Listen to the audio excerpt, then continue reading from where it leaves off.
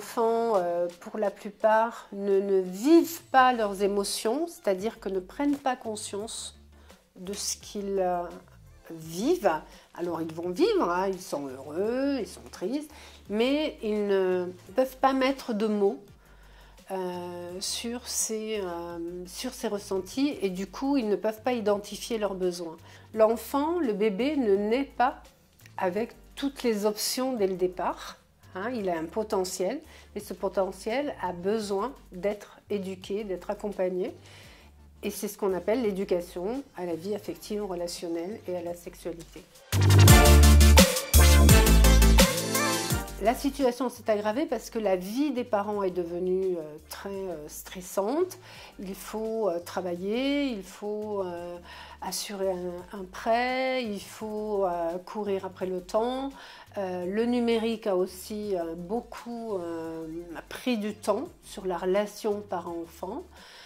Les écrans, hein, mais des enfants aussi, hein, les Switch, les consoles, la télé. Jusqu'à récemment, ça n'avait pas ce caractère d'urgence parce que dans la société, des maillons ont sauté. Il y a un déficit d'empathie que l'on voit arriver et ce déficit d'empathie, il vient d'un déficit d'expérimentation du ressenti.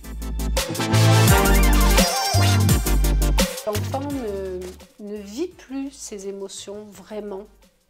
Du coup, il perd, je dirais, ce qui va faire de lui quelqu'un qui va savoir gérer les subtilités sociales.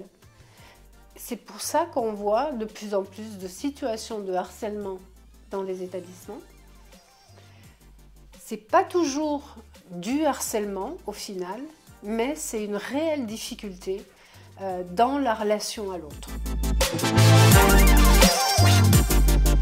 Alors le ERS, c'est l'éducation affective, relationnelle et sexuelle, ou prochainement donc appelée par l'éducation nationale, l'éducation à la vie affective, relationnelle et à la sexualité, mais c'est la même chose. Hein. Et c'est d'abord une éducation. Donc l'éducation, c'est un accompagnement et cet accompagnement, il est en direction de l'être humain qui est un être d'affect, qui ressent tout le temps.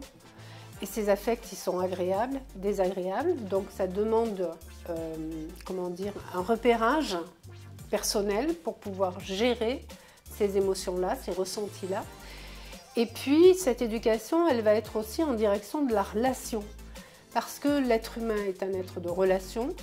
Quand elles sont, encore une fois, agréables, tout va bien, mais elles sont parfois désagréables, notamment dans le cadre du harcèlement, des dysfonctionnements relationnels. Et donc, il y a aussi besoin d'une éducation.